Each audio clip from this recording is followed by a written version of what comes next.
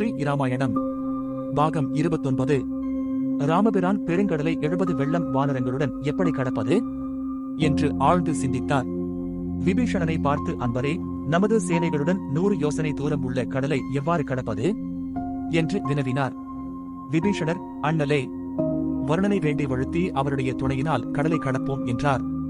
ராமமூர்த்தி 7 நாள் தர்ப்பசயனத்தில் படுத்து வருணனை வேண்டி தியானம் புரிந்தார். வருணன் வெளிப்படவில்லை. அதனால் ராமர் பெருஞ்சிற்றம் அடைந்தார். அவருடைய புருவம் நெளிந்தது. தாமரை கண் சிவந்தது. லட்சுமணரை பார்த்து, தம்பி திசை பாலகனாகிய வருணனை நான் வேண்டியது அவனுக்கு அகங்காரத்தை உண்டாக்கியது போலும். வருணன் தன் சிறுமையை உணர்ந்தான். இல்லை, கோதண்டத்தை கொண்டு வா என்று கூறினார். லட்சுமணர் கோதண்டத்தை கொடுக்க கடல் மீதில் அக்கினி படையை ராமர் ஏவினார். அதனால் கடல் எரியத் தொடங்கியது. மீன்கள் எண்ணெயில் வேகம் பொருளைப் போல் வெந்தன. முடிவில் ராமபிரான் பிரம்மாஸ்திரத்தை எடுத்து விடுவதற்கு தொடங்கினார். அப்பொழுது அகில உலகங்களும் நடுங்கின. கடல் வற்றி சேராகியது. ஓடுகுலங்கள் உதிர்ந்தன. நெடுநிலங்கள் அதிர்ந்தன. வருண பகவான் நடுங்கி ஒடுங்கி மிக உயர்ந்த நவரத்தின மாலையுடன் பெருமானை கண்டு வணங்கினான். ஐயனே, அருள் ஆழிக்கு ஐயனே. 2 திமிங்கலங்கள் போர் புரிந்து உலகத்துக்கு இடர் செய்தனர். திமிங்கலங்களை சமாதானம் செய்யும் பணியில் ஈடுபட்டிருந்தேன். அதனால் தேவரீர் அழைத்ததை அறிந்தேன். இல்லை, சிறியேன் செய்த பிழையை பொறுத்தருள வேண்டும். செய்த பிழையை தாய் பொறுப்பது இயல்புதானே. அகில உலகங்களுக்குள் தாயாகவும் தந்தையாகவும் இருக்கின்ற தயாபரனே சரணம் சரணம் என்று பணிந்தான். ராமபிரான், வருணனே, அஞ்சற்க அபயமளித்தேன். என் கணைக்கு இலக்கு யாது என்று கேட்டார். பெருமானே, மருகாந்தாரம் என்னும் தீவில் மக்களுக்கு தீங்கு செய்யும் அரக்கர்கள் 100 கோடி பேர் வாழ்கின்றார்கள். அவர்கள் மீது கணையை ஏவுவீர். ராமபிரான் பிரம்மாஸ்திரத்தை மருகாந்தார தீவின் மீது ஏவி 100 கோடி அவுணரை வதஞ்செய்து அருளினார். வருணனை பார்த்து, இலங்கைக்கு போக வழி தர வேண்டும் என்றார். வருணன், என் மேல் செய்து கட்டிச் செல்வீராக என்றான். சேதுபந்தனம் ராமர் செய்து அணைக்கட்டு ஏற்பாடு செய் என்றார். விசுவ பிரம்மா நளன் என்னும் வானர வீரராக பிறந்திருந்திருக்கின்றார். அதனால் சுக்ரீவன் நளனை அழைத்து சேது கட்டுமாறு கட்டளையிட்டான். சேது பந்தனம் செய்வதில் ராமலட்சுமணர், சுக்ரீவன், விபீஷ்ணர் இந்த 4வரும் ஈடுபடவில்லை. ஏனைய 70 வெள்ள வானர வீரர்கள் அனுமார் உட்பட ஈடுபட்டார்கள். மலைகளை சில வானரங்கள் பேர்த்தன. சில வானரங்கள் வாளால் கட்டி ஈர்த்தன. அவைகளை சேதுவில் சேர்த்தன. கடலை தூர்த்தன. சில வானரர்கள் வேலை செய்யாமலே ஆர்த்தன. 10 வானரர்கள் சேர்ந்து ஒரு மலையை தூக்கிக் கொண்டு வந்தன. மலையை சென்னையில் தூக்கிக் கொண்டு வந்தன. அனுமார் வாலில் 1 மலை, காலில் 2 மலை, கையில் 4 மலை, தோளில் 8 மலை, சிரத்தில் 10 மலையாக கொண்டு வந்து அணையில் சேர்த்தார். வானரர்கள் எல்லாம் பம்பரமாய் சுழன்று அணை கட்டின. வானரங்கள் பல மலைகளை பறித்து எரிய அவற்றை நளன் இடக்கையில் வாங்கி தாங்கி அணையில் சேர்த்தான். அந்த காட்சி சடையப்ப வள்ளல் வெண்ணை நல்லூரில் தஞ்சம் என்று வந்தவரை தாங்குவது போல் இருந்தது. ஆஞ்சநேயர் தான் கொண்டு வந்து கொடுக்கும் மலைகளை வலக்கையில் கொல்லோரை தாங்கி இருப்பதனால் இடக்கையில் வாங்கி வாங்கி அணையில் சேர்த்தார். அனுமார், நான் முதலமைச்சர், இந்த நளன் கொத்தன் நான் கொடுக்கும் மலைகளை அலட்சியமாக இடக்கையில் வாங்குகிறானே, என்னை மதிக்கின்றான் இல்லை என்று கருதித்தானே அணையில் மலைகளை சேர்க்க தொடங்கினார். ஆனால் அம்மலைகள் அணையில் சேராமல் கடலில் மூழ்கிவிட்டன. இதை தொலைவில் நின்று பார்த்துக் கொண்டிருந்த பரந்தாமன், ஆஞ்சநேயா, தொழில்துறையில் பெரியவர் சிறியவர் என்று பார்க்கக்கூடாது. நீ மலைகளை நளன் மூலமாகவே அணையில் சேர்ப்பாயாக என்றார். லட்சுமணன் ராமரை பார்த்து, அண்ணா, நளன் கையால் சேர்க்கின்ற மலைகள் நீரில் அழுந்தாமல் மிதக்கின்றன. அனுமன் சேர்க்கின்ற மலைகள் நீரில் அழுந்தி விடுகின்றன. இதற்கு என்ன காரணம் என்று கேட்டார். ராமர் விளக்கம் அளித்தார். ஒரு கானகத்தில் மாதவேந்திரர் என்ற மகரிஷி தவம் செய்து கொண்டிருந்தார். ஒரு நாள் சூரிய கிரகணம். கிரகண காலத்தில் தெய்வத்தை குறித்து ஜெபம் செய்தால் 1க்கு 1000 பலன் உண்டாகும். அன்றியும் தண்ணீரில் மூழ்கி சொன்னால் 1க்கு லட்சமாக பலன் அதிகப்படும். அதனால் ஆன்றோர்கள் நீரிடை நின்று தவம் செய்வார்கள். சூரிய கிரகணம் ஆகிய அன்று மாதவேந்திரர் நீரிடை மூழ்கி தவம் புரிந்து கொண்டிருந்தார். நளன் என்ற வானரம் அப்போது குட்டி குரங்காக இருந்தது. குரங்குகளுக்கு சேட்டை அதிகம். நளன் தவம் செய்யும் முனிவர் மீது கற்களை எறிந்து குறும்பு செய்தது. முனிவர் தவத்தை விட்டு எழுந்து வந்து குரங்கை விரட்டிவிட்டு மீண்டும் நீரில் மூழ்கி தவம் செய்தார். குரங்குகளும் குழந்தைகளும் வேண்டாம் என்பதை வேண்டும் என்றே செய்வார்கள். இவர் பலமுறை அக்குரங்கை விரட்டியும் அந்த குரங்கு குட்டி கல்லை விட்டு எரிந்து கொண்டே இருந்தது. ஜபம் செய்யும் போது கோபம் கொண்டு சாபம் கொடுத்தால் ஜப சக்தி குறைந்துவிடும். அதனால் முனிவர் குரங்குக்கு சாபம் கொடுக்காமல், இக்குரங்கு என் மேல் எரியும் கற்கள் தண்ணீருக்குள் முழுகாமல் மிதக்க உடவன என்று கூறிவிட்டு தண்ணீருக்குள் நின்று கொண்டு ஜெபம் செய்வாராயினார். குரங்குதான் எரியும் கற்கள் முழுகாமல் மிதப்பதனால் விளையாட்டில் சுவை குன்றி விலகிச் சென்றது. அப்போது தன்னுடைய ஜெபத்திற்கு நன்மையாக கூறிய கட்டுரையால் இந்த நலன் இடுகின்ற கற்கள் தண்ணீரின் அழுந்தாமல் மிதக்கின்ற தன்மையை பெறுகின்றன. அதனால் நலன் மூலம்தான் அணை கட்ட வேண்டும். இவ்வாறு வானவர்கள் இரவு பகலாக பணி செய்து 3 நாட்களில் அணை கட்டி முடித்தன. அந்த அணையின் அழகைக் கண்டு ராமர் அகமிக மகிழ்ந்து வருணன் தனக்கு முன் கொடுத்த நவரத்தின மாலையை நலனுக்கு பரிசாக வழங்கினார். அவனுடைய ஆற்றலை பாராட்டினார். நல்ல நேரத்தில் அணை மீது வலக்காலை முன்வைத்து நடந்து இலங்கை தீவை அடைந்தார்கள். நலன் சுக்ரீவன் முதலியார் தங்குவதற்கு பாசறை வீடுகளை அமைத்துக் கொடுத்தான். ராவணனால் அனுப்பப்பட்ட சுகன், சாரணன் என்ற 2 ஒற்றர்கள் குரங்கு வடிவம் கொண்டு வானர வீரர்களின் ஆற்றலை ஆராய்ந்து தெரிந்து கொண்டிருந்தார்கள். பாம்பின் கால் பாம்பரியும் என்றபடியே இவர்களை அறிந்து கொண்டு அவர்கள் வாயில் உதரம் வர குத்தி தண்டித்தார். அதைக் கண்டு வானரர்கள் வருந்தினார்கள். ராமச்சந்திர மூர்த்தி, தம்பி, இவர்கள் என்ன குற்றம் செய்தார்கள்? இவர்களை ஏன் அடிக்கின்றாய் என்று வினவினார். ஐயனே, இவர்கள் வானவர்கள் அல்ல, ராவணன் அனுப்பப்பட்ட ஒற்றர்கள். இவன் சுகன், இவன் சாரணன் நம்முடைய நிலைமைகளை ஆய்ந்து பார்க்க வந்தவர்கள். அதனால் தண்டித்தேன் என்று கூறிய விபீஷணர் ஒரு மந்திரத்தை ஜெபித்தார். அவர்களுக்கு வானர வடிவம் நீங்கி அசுர வடிவம் வந்தது. அவர்கள் நடுங்கி நின்றார்கள். ராமபிரான் அவர்களுக்கு அபயம் கொடுத்து கூறுகின்றார், ஒற்றர்களே, சீதையை சிறை வைத்த ராவணன் வாழும் இலங்கையை அறியாது இருந்தபடியால் ராவணன் இத்தனை காலம் வாழ்ந்தான். இப்பொழுது அவனுக்கு அழிவு காலம் வந்துவிட்டது என்பதை அவரிடம் சொல்லுங்கள். தர்மம் வெல்லும், அதர்மம் தோற்கும் என்பதை அவனுக்கு கூறுங்கள். இலங்கைக்கு தீ வைத்து அனுமனை போன்ற வானரங்கள் 70 வெள்ளம் இருக்கின்றன என்று தெரிவியுங்கள் என்று கூறி கருணையுடன் அவர்களை சேனை வெள்ளத்தை விட்டு அப்புறப்படுத்தி அனுப்பினார். ராவணன் ஒரு மணி மண்டபத்தில் இருந்து மந்திர ஆலோசனை புரிந்தான். அன்புடைய தோழர்களே, வானரர்கள் மலைகளை வேருடன் பறித்து 100 யோசனை தூரம் கடலில் அணை கட்டி இலங்கைக்கு வந்துவிட்டன. இப்போது நாம் என்ன செய்ய வேண்டும் என்று வினவினான். சீதையை சிறைவிட்டு சமாதானம் செய்து கொள்வது நலம் என்று பாட்டனாராகிய மாலியவான் கூறினான். ஏனையோர் அதை மறுத்தார்கள். ராவணன் பாட்டனார் மீது கோபித்துக் கொண்டான். அப்போது சுகசாரணர் வந்து ராமருடைய கருணை திறத்தையும் வானர வீரர்களின் ஆற்றலையும் விரித்துக் கூறினார்கள். சாகின்றவனுக்கு மருந்து பிடிக்காது. அதுபோல் ராவணனுக்கு மாலியவான் கூறிய அறிவுரை ஏற்கவில்லை. ராமர் பரிவாரங்களுடன் சுவேல மலை மீது ஏறி இலங்கையை பார்த்தார். அதனுடைய தோற்றத்தையும் ஏற்றத்தையும் கண்டு வியந்தார். தம்பிக்கு இலங்கையை இவ்வாறு அமைத்து தெய்வதச்சன் பெருமையை உணர்த்தினார். ராவணன் வானர சேனைகளை காணும் பொருட்டு ஊர்வசி முதலிய அரம்பையர்கள் பணி செய்ய வானளாவிய கோபுரத்தின் மீது ஏறி நின்றான். தன் அண்ணன் என்று பார்ப்பதை விபீஷணர் ராமருக்கு தெரிவித்தார். அங்கிருந்து சுக்ரீவன் ராவணனை பார்த்து, கற்ப தெய்வத்தை காவல் சிறையில் வைத்த கள்வன் இவன். இவனைக் கண்டு நான் வெறுமனே இருப்பது என் வீரத்துக்கு இழுக்கு ஆகும் என்றெண்ணி ராவணன் மீது பாய்ந்தான். ஆரம்பையர் முதலிய பெண்கள் அலறி ஓடி ஒளிந்தார்கள். ராவனுடைய மார்பின் மீது சுக்ரீவன் குத்தினான். ராவணனுக்கும் சுக்ரீவனுக்கும் கடும் போர் நிகழ்ந்தது. ஒருவரை ஒருவர் அடித்தும் கடித்தும் பிடித்தும் மரப்போர் நிகழ்த்தினர். ராமன் சுக்ரீவன் தனிமையில் சென்று ராவணனுடன் போர் புரிவதைக் கண்டு பெருந்துயரம் அடைந்தார். சுக்ரீவா, என்ன காரியம் செய்தனை? ஒரு கருமத்தை எண்ணி துணிய வேண்டாமா? வினை வலியும் தன் வலியும் மாற்றான் வலியும் துணை வலியும் தூக்கிச் செயல் என்னும் மூதுரையை நீ படிக்கவில்லையா? உன்னை இராவணன் கொன்றுவிட்டால் உன் மனைவி ரிமாவிடம் நான் என்ன சொல்வேன்? உன்னை இழந்து நான் சீதையை பெற்றால் எனக்கு அது வெற்றி ஆகாது. தானத்தில் நிதானம் பெரிதல்லவா? வர பலம் மிகுந்த ராவணனை கொள்வது எளிதல்லவே. மனிதனுக்கு அவசரம் கூடாதே. ஆராயம் திறம் வேண்டாமா என்றெல்லாம் கூறி வருந்தினார்.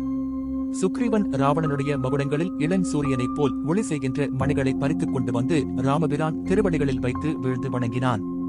ராமபிரானுக்கு சென்று உயிர் திரும்பியது போல் மகிழ்ச்சி உண்டாயிற்று. சுக்ரீவனை மார்போடு தடவிக்கொண்டார். அவன் உடம்பெல்லாம் உதர வெள்ளம் பொங்கி எழுந்ததைக் கண்டு ராமர் மிகவும் வருந்தினார். ராமர் சுக்ரீவனை பார்த்து, தம்பி, நீ தனிமையில் வர பலம் நிறைந்த ராவணனை சென்று எதிர்க்கலாமா? அவன் உன்னை கொன்று இருப்பானாயின் நான் வென்றும் தோற்றவனாகவே ஆவேன். சிறை மீட்டும் நான் சிந்தை மகிழேன். நீ 70 வெள்ள வானரங்களின் உயிர் அல்லவா? உன் உயிர் போனால் வேறு என்ன இருக்கின்றது? இனி இவ்வாறு செய்யாதே என்று வருத்தத்துடன் கூறினார். ராவணனுடைய தலைகளை கொண்டு வராமல் அவளது மகுடமணிகளை தானே கொண்டு வந்தேன். நாட்டிலே குகப்பெருமான் செய்த திருத்தொண்டை போலவே செய்ய இல்லேன். காட்டிலே கழுகு வேந்தன் ஆகிய ஜடாயு பகவானைப் போலே உயிர் வழங்கி புகழ் பெற்றேன் இல்லை. எம்பிராட்டியை சிறை வைத்த பரம பாதகனை பார்த்தும் அவரது 10 தலைகளையும் கொண்டு வராமல் விருங்கியுடன் வந்தேன். என்னுடைய தொண்டு சிறப்புடையதாகாதே என்று கூறி வருந்தினான் சுக்ரீவன். சுக்ரீவ மன்னர் செய்தது அரிய பெரிய காரியமாகும். சிவபெருமானுடைய சென்னையில் இருந்து திங்களையும் பறிக்கலாம். நாராயணமூர்த்தியின் திருமார்பில் இருக்கும் கவுத்துவமணியையும் பறிக்கலாம். ஆனால் என் அண்ணன் தசமுகம் தலையில் உள்ள மகுடத்தின் மணிகளை பறிக்க ஒல்லாது. அதனை பறித்து வந்த பிரதீப் குமாரனுடைய பராக்கிரமம் பாராட்டுதற்குரியது. இது செயற்கரிய செயலாகும் என்று வியந்து செப்பினார் விபீஷணர். வானர சேனை தலைவனாகிய நீலன் தன் சேனைகளை அணிவகுத்து நிறுத்தினான். மேற்கு வாயிலின் 17 வெள்ளம் சேனையுடன் அனுமாரும், வடக்கு வாயிலின் 17 வெள்ளம் சேனையுடன் சுக்ரீவனும், தெற்கு வாயிலின் 17 வெள்ளம் சேனையுடன் அங்கதனும், கிழக்கு வாயிலின் 17 வெள்ளம் சேனையுடன் நீலனும் நின்றனர். இந்த வானர வீரர்களுக்கு போனகம் தேடுகின்றனர் 2 வெள்ளம். மறுபுறம் அசுர சேனைகள். கிழக்கு திசை வாயிலில் 200 வெள்ளம் சேனைகளுடன் பிரகஸ்தனும், தென் திசை வாயிலில் 200 வெள்ளம் சேனைகளுடன் மனோதரனும், மேல் திசை வாயிலில் 200 வெள்ளம் சேனைகளுடன் இந்திரஜித்தும், நகரின் வாயிலில் 200 வெள்ளம் சேனைகளுடன் விருபாக்ஷனும், வட திசை வாயிலில் 200 வெள்ளம் சேனைகளுடன் ராவணனும் அணிவகுத்து நின்றனர். தூது என்பது ஒரு புரட்சியான சொல். முன்னெழுத்து பின்னெழுத்தாகவும் து என்பது திரும்பி என்றாயிற்று. இது போன்ற சொல் தமிழில் வேறில்லை.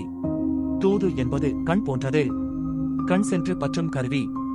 கண் ஒளியுடன் தொலைவில் உள்ள பொருளை சென்று பார்க்கின்றது. காதில் ஓர் ஒளி வந்து விழுகின்றது. ஒரு மன்னவனுடைய கருத்தை மற்றொரு மன்னவனுக்கு சென்று சொல்கிறவன் தூதன். கந்த புராணத்தில் வீரவாகுத்தேவர் தூது, ராமாயணத்தில் அங்கதன் தூது, மகாபாரதத்தில் உலோக முனிவர் தூது, சஞ்சயன் தூது, கண்ணன் தூது, கடவுள் தூது என்று 4 தூதுகள் வருகின்றன. ஆனால் எல்லா தூதுகளும் தோல்வி அடைந்தன. உலகம் அளந்த உத்தமன் ஆகிய கண்ணபிரான் துரியோதனனிடம் 5 வீடுகள் பெற முடியாமல் வீணை திரும்பிவிட்டார். திருவாரூரில் சிவபெருமான் இரவிலே பறவையார் மனைக்குச் சென்ற அந்த ஒரு தூதுதான் வென்றது. சிற்றிலக்கியங்களில் மேகவிடு தூது, நாரை விடு தூது, கிள்ளை விடு தூது, வண்டு விடு தூது, விரலி விடு தூது, பணவிடு தூது, தமிழ் விடு தூது, நெஞ்சு விடு தூது, மயில் விடு தூது, இவ்வாறு பல தூதுகள் இருக்கின்றன. தூது இலக்கியம் சுமையாக இருக்கும். இனி அங்குதான் யார் என்பதை விளக்குகின்றேன். பதவியில் இருப்பவருக்கு பகைவர்களால் பல துன்பங்கள் விளையும். உதாரணமாக ராமர், தருமர், நலன், அரிச்சந்திரன், பாரி இப்படி பலரும் பகைவரால் வேதனைப்பட்டிருக்கின்றார்கள். இந்திரன் மூவுலகநாதன், அவனுக்கு எப்போதும் பகை. ஒரு சமயம் முசுகுந்த சக்கரவர்த்தி இந்திரனுக்கு துணையாக சென்று அவரது பகைவர்களை வதைத்து உதவி செய்தார். அதனால் இந்திர பகவான் திருமாலின் மார்பில் இருந்து தன்னிடம் வந்த வழிபாட்டு மூர்த்தியாகிய தியாகராஜ பெருமானை முசுகுந்தனுக்கு தந்தார். முசுகுந்த சக்கரவர்த்தி அப்பெருமானை திருவாரூரில் எழுந்தருள செய்தார். திருவாரூரில் ஆண்டுக்கு ஒரு முறை முசுகுந்த சக்கரவர்த்தி பூஜை நடைபெறுவது கண்கூடு. மற்றொரு முறை அர்ஜுனன் இந்திர உலகம் சென்று இந்திரனுக்கு இருந்த பகைகளை களைத்து உதவி புரிந்தார். ஆகவே இந்திரனுக்கு எப்போதும் பகை உண்டு. காத்தர் கடவுளாகிய நாராயணர் இந்திரனுக்கு நிரந்தரமாக உதவி புரிய கருதி இந்திரன் உடைய தாய் அதிதி வயிற்றில் 1000 ஆண்டுகள் கருவில் இருந்து குழந்தையாக பிறந்து இந்திரனுக்கு தம்பியாகிய உபேந்திரன் என்ற பெயருடன் வளர்ந்து தன் தமையனாகிய இந்திரனுக்கு உதவி புரிவார்னார். திருமாலே உபேந்திரனாக பிறந்தார். அந்த உபேந்திரன் அங்கதனாக பிறந்தார். ஆகவே அங்கதன் திருமாலின் அம்சமாகும். அதனால் ராமாயணத்தில் அங்கதனுக்கு சிறந்த இடம் உண்டு. ராமருக்கு திருமுடி சூட்டும் இடத்தில் அரியணை அனுமன் தாங்க, அங்கதன் உடைவாள் ஏந்த என்ற சொற்றொடரை சிந்திக்க. அங்கதன் அஞ்சா நெஞ்சுடையவன். தன் தந்தையைப் போல் அளவில்லாத ஆற்றல் உடையவன். ராம பக்தி கொண்டவன். தன் சிறிய தந்தையாகிய சுக்ரீவனுக்கு நலஞ்செய்கின்றவன். நற்குண நம்பி. ஞானம் போற்றும் சீலம் உடையவன். ராமச்சந்திர மூர்த்தி அரசியல் முறைப்படி இராவணனுக்கு ஒரு தூது அனுப்பி சீதையை சிறை விடுமாறு சொல்ல வேண்டும். அவன் திருந்து செய்த பாவத்துக்கு வருந்தி நம்மை பொருந்துமானாயின் போர் புரிய வேண்டிய அவசியம் இல்லை. அவன் திருந்தவில்லையானால் போர் புரிய வேண்டும். அன்பர்களே, ஒரு தூதனை அனுப்புவதே நீதியும் நெறியும் ஆகும் என்றார். தூதனை அனுப்புவது அரச நெறியே என்று விபீஷணரும் சுக்ரீவனும் உடன்பட்டார்கள். லட்சுமணர் தூது அனுப்புவதற்கு இசையாமல் மறுத்துரைத்தார். மனிதனை மனிதன் அறிவான், மட நாயை தடிக்கொம்பு அறியும் என்பது பழமொழி. இராவணன் பண்பாடு இல்லாதவன். உலக மாதாவை சிறையில் வைத்தான். தேவருக்கு இடுக்கண் செய்தான். அந்தணர்களுக்கு அலக்கண் செய்தான். மண்ணுயிர்களை புடைத்து தின்றான். ஜடாயு பகவானை கொன்றான். அவன் செய்யும் கொடுமைகளுக்கு அளவே இல்லை. ஆகவே தூது அனுப்புவது சரியென்று லட்சுமணர் இயம்பினார். ராமர், தம்பி லட்சுமணா, நீ மொழிவது முற்றும் உண்மை. அரக்கர்கள் அழிவதும் உண்மை. நாய் வாலை நிமிர்த்த முடியாது. ஆனாலும் நாம் அரசியல் நெறிப்படி தூதனை அனுப்புவது நமது பெருந்தன்மைக்கு அழகாகும். அன்றி மீண்டும் அனுமனையே தூது அனுப்பினால் அவனை தவிர வேறு சிறந்தவர்கள் இல்லையோ என்று எண்ணுவார்கள். ஒரு தூதனுக்கு அறிவாற்றல், பேச்சுத் திறமை, அஞ்சாமை, துணிவு, பணிவு, கனிவு முதலிய பல குணங்கள் அமைந்திருக்க வேண்டும். இத்தனை குணங்களும் அனுமனுக்கு உண்டு. வீட்டிற்கு வந்து மருமகனுக்கே தின்பண்டங்கள் மாறி மாறி செய்து படைப்பார்கள். நம் அனுமனையே மீண்டும் அனுப்புவது கூடாது. அனுமனுக்கு அடுத்த இடம் அங்கதன் ஆகும் என்று கூறி அங்கதனை அழைத்தார். அங்கதனுக்கு மாருதிக்கு அடுத்த இடம் தனக்கு கிடைத்ததே என்றும் மற்றற்ற மகிழ்ச்சி உண்டாயிற்று. ராமர் அன்புள்ள அங்கதனே, நீ தூது சென்ற ராவணனுக்கு நீதிநெறி புகன்று எதிர்த்தவரை வென்று பகைவரை கொன்று இனிது மீளுக என்று கூறி விடை கொடுத்தார். அங்கதன் ராமர் கணையை விட வேகமாக விண்ணில் பாய்ந்து சென்றான். ராவணனுடைய மணி மண்டபத்தை அடைந்தான். ராவணன் பலர் சூழ பொன்மேரிகிரி அமைந்திருந்தது போல் வீற்றிருந்தான். இணையில்லாத ஏற்றத்தையும் தோற்றத்தையும் அங்கதன் கண்டான். அங்கதன் தனக்குள் இவனது பெருமிதம் மிகச் சிறந்தது. இவனை ராமபிரானையன்றி கொல்ல வல்லார் யார்? இவனுடைய மகுடமணியை பறித்த என் சிறிய பிதாவின் ஆற்றல் மிகவும் சிறந்தது என்று கூறிக்கொண்டான். அங்கதனுடைய வீர தோற்றத்தைக் கண்டு ராவணன் உள்ளுக்குள் அஞ்சினான்.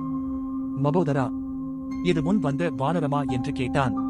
மகோதரன் அசுரகுல வேந்து இது முன் வந்த குரங்கை விட இளம் துடிப்புடன் இருக்கின்றது என்றான். ராவணன், வானரமே நீ யார்? வந்த கருமம் யாது? இங்கே உள்ளவர்கள் உன்னை கொன்று தின்பதற்கு முன் விரைந்து சொல் என்று மணிமண்டபம் அதிர நகைத்து கேட்டான்.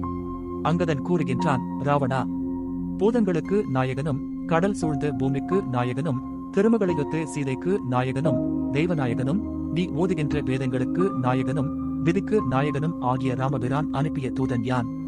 ராமர் கூறிய அறிவுரையை சொல்ல வந்தேன் என்று கூறினான்.